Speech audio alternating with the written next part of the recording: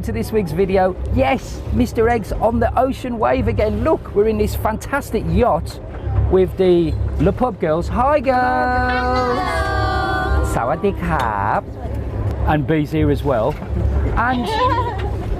And we're off for a boat trip, but the skipper looks very familiar. James Dean? No, maybe Tom Cruise? I'm not sure. Hold on a minute, didn't you used to own a go-go bar in Pattaya? Indeed, I think you caught me out, Phil. I have. This is Neville, he used to own Exone, so we're going to talk sea, girls and Exone. If you like the video, give us a like and subscribe to the channel. Ahoy hoy!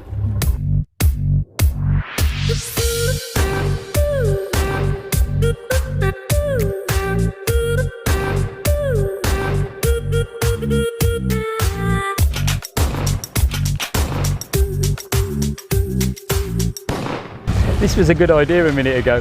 That we're just on the way to Koh Land. There's Koh Land there in the sun. Funnily enough, if you look behind us, it looks like it's going to be raining in a short while. Hope not. Fingers crossed it won't do.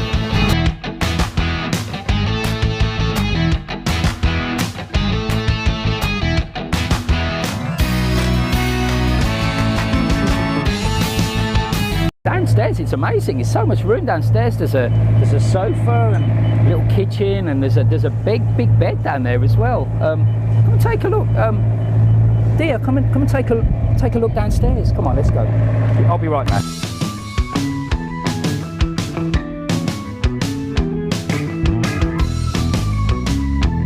So I mean, you know, there's a sofa and a bed and everything.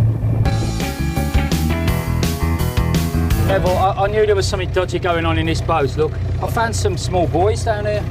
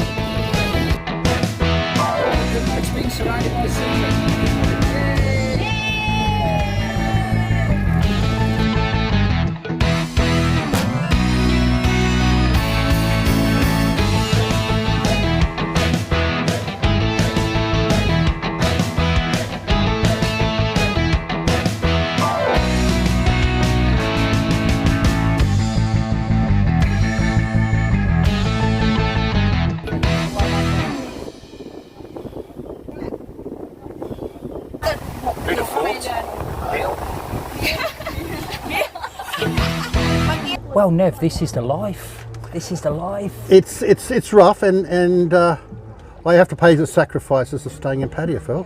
How's the girls doing, Nev? Well, they're looking a little bit too relaxed, if you ask me. They are. I don't really think they're stressing themselves out.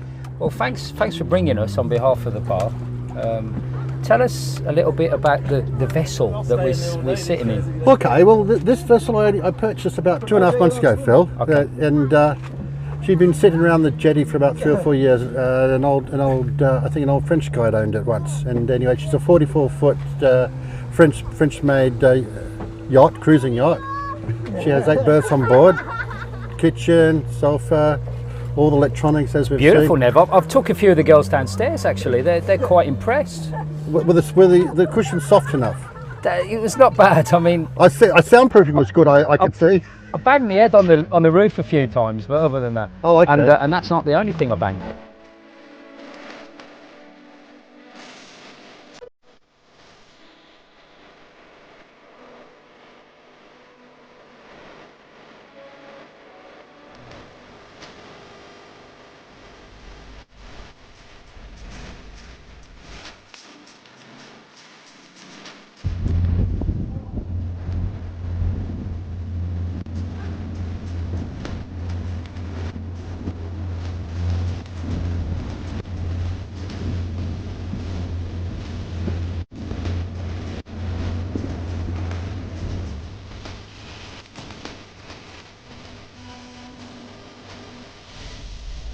One of the things one of the reasons why we've got together to do the video is because you're actually hiring the yacht out? Yeah, well, basically it's for private use for me and my family.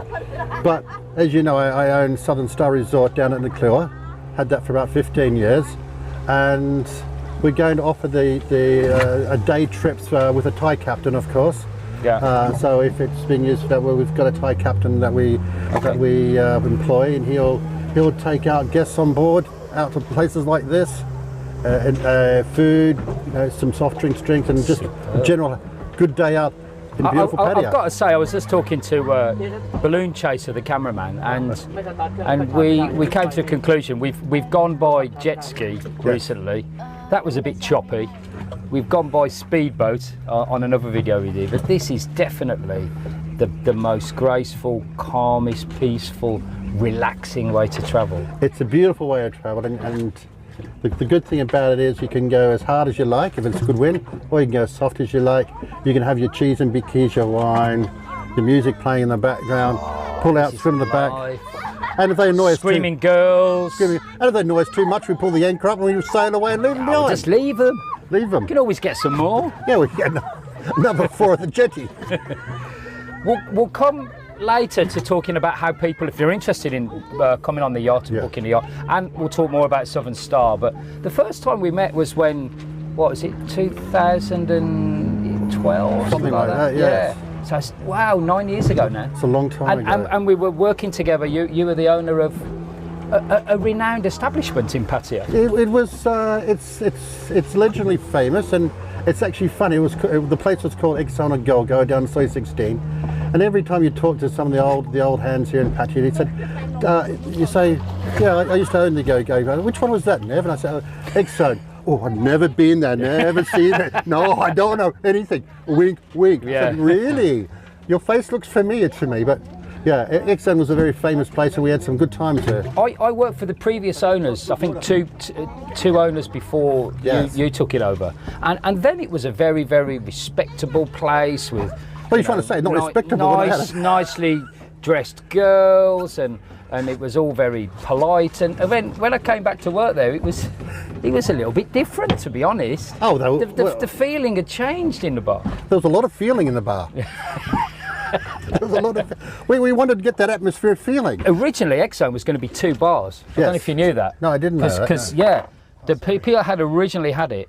A couple of Belgian guys. One since has passed away.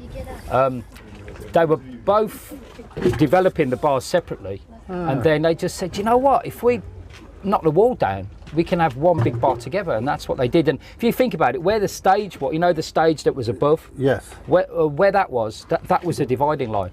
That was a dividing line there, and only one of them, because where the office is, talk about the office in a minute. That was where the toilets originally for the left-hand bar was going to be, and then obviously the toilets on the right-hand side were there anyway. So, tell us about. What was the idea about you buying the Go-Go? Was it just rather like this, just something to a leisure thing, or? It was one of those things where I had a bit of floating cash at the time. I was working in Hong Kong. Yeah. And I wanted to get my name in the Hall of Fame at the entrance into Pattaya on the road there. Another crash Go-Go bar owner. So I thought I'd give it a go. Welcome to the club. Welcome to the club. Yeah. But no, I mean, I guess in that part of life I was hitting the Go-Go bar scene pretty hard. Yeah. If I'm going to hit it hard, why not hit my own bars? Return the cash flow. You employed a very famous mama-san. Mickey. I hear so many stories about Mickey. Wasn't it Mickey that really pushed forward the bar becoming really raunchy and naughty? It was. She's the one that really pushed forward what we refer to as the showgirl aspect of the thing. And by showgirls, we don't mean Las Vegas. Did you actually have shows? I can't remember if you did. We did have shows. We had the fluorescent paint show. We had the egg show. Yeah. The Mr. Egg show. Well, I do remember once I went there. I went to this bar, and I went there and I was talking to Nev, and Nev says, "Phil, just do me a favour, will you? Just hold this balloon." Yes. So I thought, what's all about hold this balloon? So I just held this balloon, and then all of a sudden, darts were flying everywhere. I'm sure you can use your creative imagination as to where they were coming from. And we had I think at one stage we had 5 ice dispensers units. Yes. Excellent. And they were all checked, all inspected every day? They were inspected every day. Sometimes the ice was different type of water or flavour arrangements, but yeah. But I'm a big believer in that things in this industry, in the entertainment industry, in the go-go bars, they go in stage. You get like stages where, for example, there was the table dancing phase. Now you had table dancing at Exone. Yeah, we had table dancing. Yeah, table dancing. Now table dancing, for those people that don't remember, you used to have the girls basically dancing on a table, maybe about that height. It was quite a high table, wasn't it? Yes. And there'd be a mirrored tile on the table. Yes. Where you had your drink, and then the girl would be dancing. There'd be a pole in the middle, and then you'd be sort of looking up, and you could. They didn't look up, Phil. No. You could look up. The customer could look up. No, the customers never seemed to look up. They always were looking at their glasses. I think it was to make sure no one was sort of stealing their drinks or something. I'm not really sure. And unfortunately, some of the girls sometimes forgot to wear any underwear. And maybe that's why they were looking at the mirrors. Yeah. I don't know. Excellent. So that was table dancing. That was a phase for a while, and then I always said that the shows were a phase for a while because you don't really get them that much anymore. No. Happy A Go Go sort of started it in the sort of early 2000s, and then bars like Coyote they brought it on, and then every bar seemed to be doing the shows. So it was something that but it was a phase, but it just doesn't seem to happen. No, I mean I don't think the girls that were doing it are around as much as they used to be. I mean, and we had the wax candle show. Yeah. And then of course we had a number of snooker tables. We'll tell a story about the snooker table. Yes. And maybe it will get edited out. So you had a snooker table. You had a pool table in the bar. We had a pool table in the bar, right? And I'm going to. So, one evening. He's thinking. I'm thinking. How can he clean this story up? I'm trying to. YouTube, Neville. YouTube. Yes, I'm trying to work out how I can polish a bitumen road into an ice rink.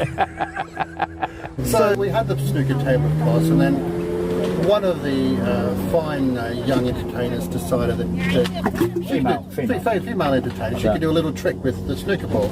Okay. And not with a billiard cue. Okay. And to cut a long story short, we let your imagination go where the snooker ball went where it shouldn't have gone. Right. Only for me to be walking around the bar that night and scream, boss, I can't get rid of the snooker ball. And I thought, where's the snooker ball? And of course she was pointing somewhere southbound. I thought, you've got to be kidding me. Couldn't get it out. Because they're spherical, so they're quite. I suppose you need to get a bit of a. And the more she stressed, the more it was going up. So I go down to Bangalore Hospital with her. I'm sitting in the ER, and the doctor comes and says, "What's wrong?" I said, "One of the girls has a little problem." And what might that be? I said, "Well, she's stolen my snooker ball." You know, you go to the police if you've stolen something. I said, "No, but I know where it is. You just got to get it back from me." And after that, of course, they recovered the snooker ball, and everybody lived happily ever after. And did the girl get 2 shots awarded against her? Well, no, it was the black ball, so she lost the game. She popped it in the... Was it really the black? It was really the black ball. And of course, the 8 ball. And you know, if you sink the 8 ball, that's the end of the game. And she sunk it. So, tell us a little bit more about the office. It was kind of a multifunctional office. There was lots going on. I remember a particular story about Christmas card or something. Yeah, well, the Christmas card is the good thing about the office. It was a one-way glass in the front of it. Yes, it was. You could see out, but you couldn't see in. So this young lad said, "Hey, I want to have a Christmas card," and I said, "Okay." And I want to have 2 of the young ladies in there. So, well, you can't take their faces. I said, because they get a bit shy about that. Exactly, they've got families. Yeah. I said, I understand. He said, "No, I understand. I don't want to see their faces." I said, "This doesn't make any sense." And he explained what he wanted. So I went over to a couple of the girls and I explained what he wanted. They said, yeah, we'll be in that.